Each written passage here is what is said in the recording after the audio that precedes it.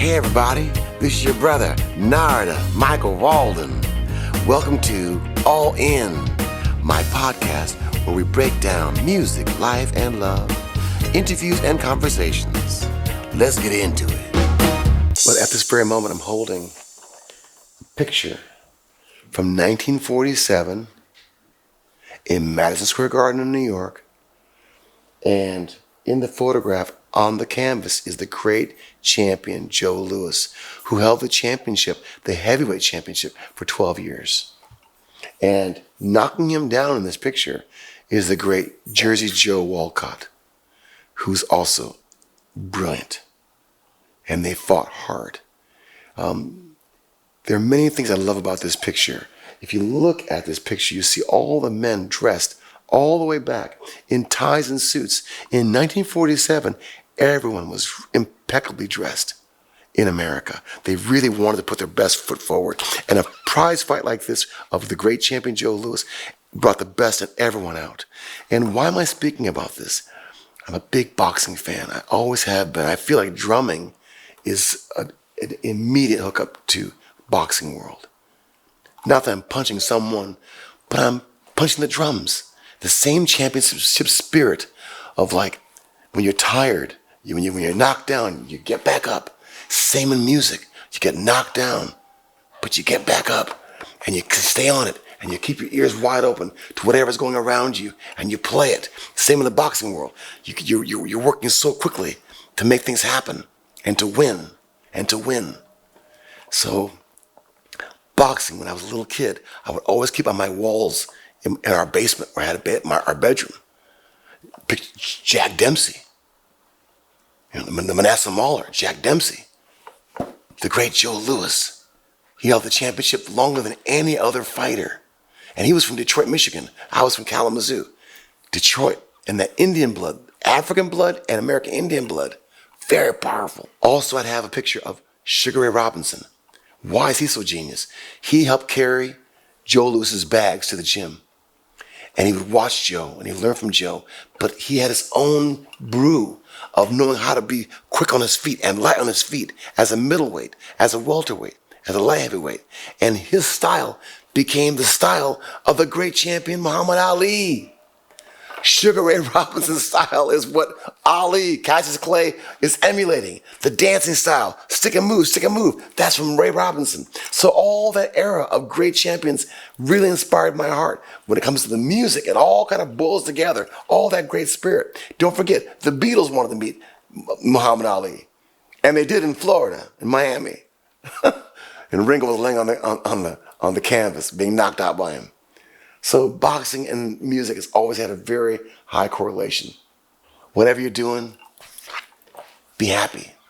Why?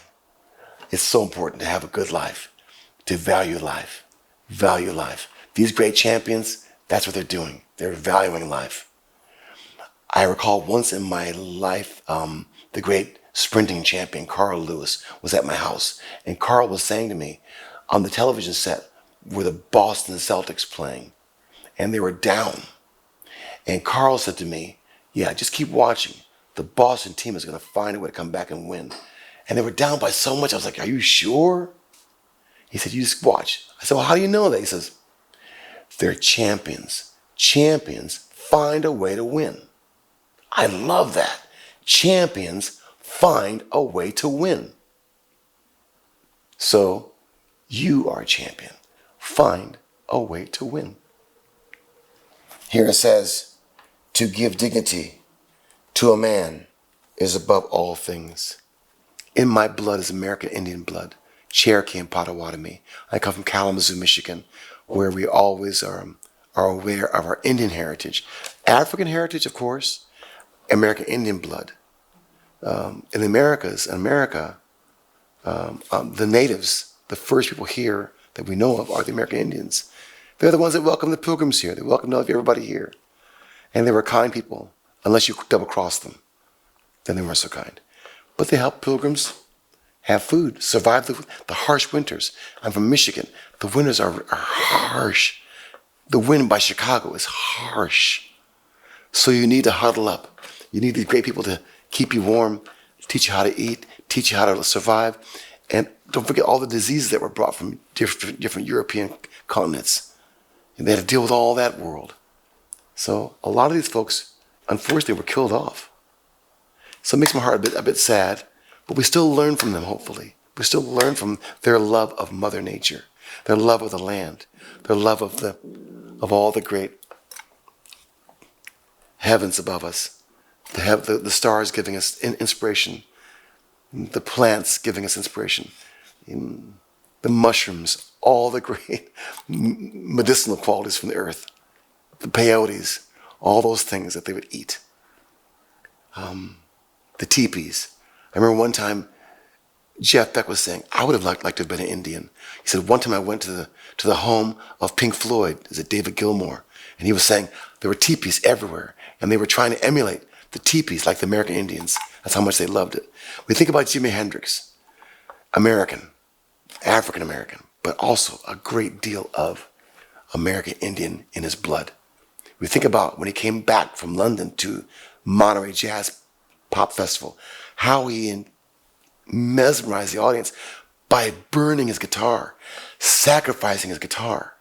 That's a very Indian, American Indian, tribal thing coming through. He said, I'm going to sacrifice my guitar and give you everything I have. And help make him a star in America, that he would do that. Then they realized what a great musician he was. But that kind of attitude, that kind of passion, that's very much American Indian. When I play my drums, I'm hitting hard. I'm going full blast with everything I have. I think that's a lot of this spirit coming through. So, in my own small way, I want to recognize the great people like Dennis Banks, who became my friend, who was a great Indian leader. And I want to recognize that so many Indian people have suffered on the planet, but we want to keep their spirit alive and think about them today. And we are here for you together. And there's one piece of music I wrote and produced with Raymond Gomez on my first album, Garden Love Light. It's called White Night. The opening track of Garden Love Light. It's so powerful. And it was dedicated to the spirit of the American Indian. My love for this world is deep. The Native American groove is dun, dun, dun, dun, dun. They would dance to the chant, dun, dun, dun, dun, dun. And so the power of that comes through in my music of dun, dun, dun, dun, dun. Sure, absolutely. The power of the chant and the power of the beat and the determination comes through powerfully. I love that very, very much. The drum has been with us since the beginning of time, since the beginning of man. The drum. So it's the earth, it's the wisdom, it's the Mother Earth, the rhythm, the sound and the power and the glory. And we can honor God with our drum. We can honor each other with the drum. We can actually communicate with each other with our drums. So much so that when Africans were brought from slavery to America, the slaveholders had to ban drums. Slaves, you can't handle drums because the slaves were communicating with each other at different plantations using their drums. Out of slavery came incredible music. Out of the harshest slavery in American history came incredible music. Came the birth of blues. Blues, of course, is the mother of rock and roll and our pop music, which we're still singing to this day. On the other side of it is gospel, church music. Aretha Franklin, Mahalia Jackson, all that world comes out of the church. Black church. Whitney Houston, where'd she learn that from? Sissy Houston, where'd she get that from? Way back. So the greatest singers are coming out of the black church. Again, the suffering of slavery is at the root of it. They're praying for God's liberation. They're praying for God's love. They're praying for God's salvation. Our country is a young country, and we are still coming to grips with our own history and having forgiveness and love as we are going forward with our own history, because we're here and we see how powerful people are coming. Powerful people are growing up. Powerful. So now the trick is that we love each other and embrace each other more. This is the secret. That we love and embrace each other more. I'll tell you a secret. I asked Aretha Franklin, I said, Aretha, you're so confident. How did you learn to be so confident? She said, as a little girl, my dad would have a box in the church where he would give his sermon from the pulpit. He put a little box next to him. It would be my job to get up on top of that box and sing for the church. She said, I didn't always want to do that, but I would do that. He said, and then when great singers would come to town, like Mahalia Jackson, the great singers in the church, when they would come to town, it'd be my job to get off that box and go round and round the church and make the church get into a frenzy with my singing. Turn it into a crazy celebration of love for God in a frenzy. To even make Mahalia Jackson come out. She wouldn't even come out the dressing room and sing until I made it go into a frenzy. She says, doing that in the church gave me the confidence that I'm using to this very day. And you see it when you meet Aretha Franklin. The fire in her eyes is just like alive. So I was very happy for her to tell me that kind of story because I wouldn't know that. But when you're with her, you feel a burning confidence inside of her of turning the church into a frenzy. American Indians in their dance would get into a high meditation. Again, I almost get lost in it. And we do the same thing in our music. We play the music so hard and so high that we get lost in a trance. I would ask God when I was with Mahavishnu Orchestra and playing live shows to open my heart and come through me and use my body, my arms and my feet and my mind and my voice to be an instrument and open myself as a channel for that higher power to come through. And it does work. It does work. And it's very similar to any country where they open their heart and get lost in trance, be it through dance, be it through music, be it through whatever is their high expression. My tip for those who want to access this, it's for everybody. It's not just for the musicians. It's for you. It's for everybody. It's just taking a moment to pray and meditate.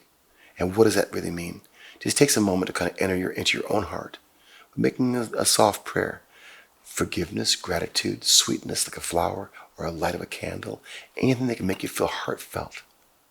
This kind of a prayer where you can feel gratitude for the breath in your lungs, that your lungs are breathing without even being aware of it.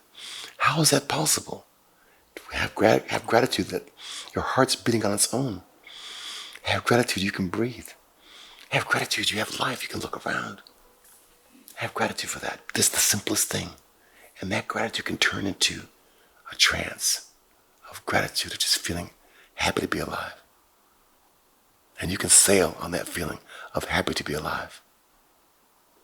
And you can put that feeling into anything you want to put it into. And my guru would say, that's like putting money in the bank. That meditation you'd have is like putting money in the bank. For example, that meditation, 5 minutes, 10 minutes, 20 minutes long, whatever it was, it's like money in the bank. So throughout the day, when you need something, when you need an uplift, you can reflect back on that moment of your prayer meditation. It's like withdrawing some money out of the bank. It's there for you. Those are my little tips, how to make it through this world. Because we think it's all out here, but in fact, it's all in here too. Inside your own heart, inside your own spirit. The music's in there. Your life and your happiness and your forgiveness and your gratitude is all in there. Just channel it, trigger it, and use it, and get through this thing that Prince would say, get through this thing called life. My daily practice is just to be mindful, to be kind. My mom would say, be kind or leave. Because the spirit of kindness is happiness. The spirit of kindness is sweet. The spirit of kindness is loving. The spirit of kindness is listening. Which John McLaughlin would always say, listen. Miles Davis would say, listen. To make hit records, or any kind of records, to listen. To play live shows, listen. This is my daily practice. My daily practice is to slow down and think about nice things and try to bring nice things to the world. Study, study, study. In Michigan, I refer to hibernation or taking time to be indoors because you're stuck. You can't go outside. Snow could be up to this high.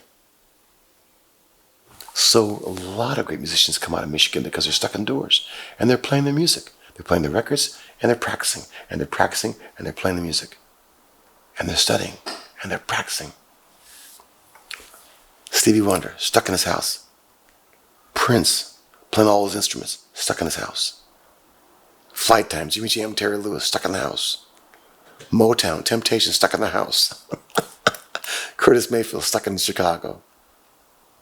It's made a lot of greatness come out. Because when spring hits finally, then you come out with all your fruits and all the things you've been discovering.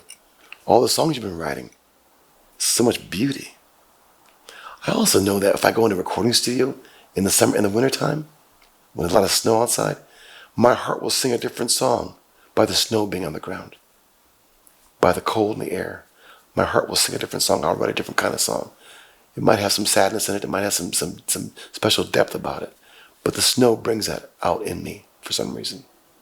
Coming out of hibernation, I want to say one thing that happened to me in Michigan, which is profound. I can't forget it. We walked to school buses in the morning to catch school bus at 7 in the morning.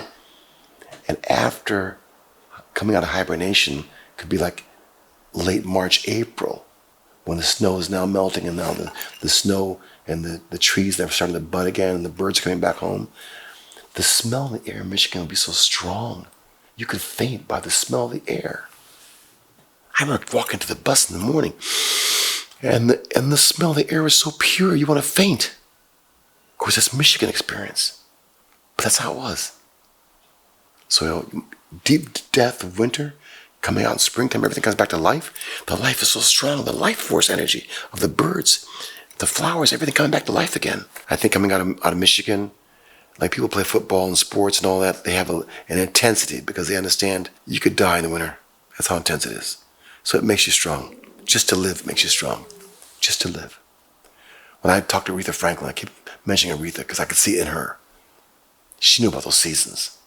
Like, for example, I go back to Detroit to record her.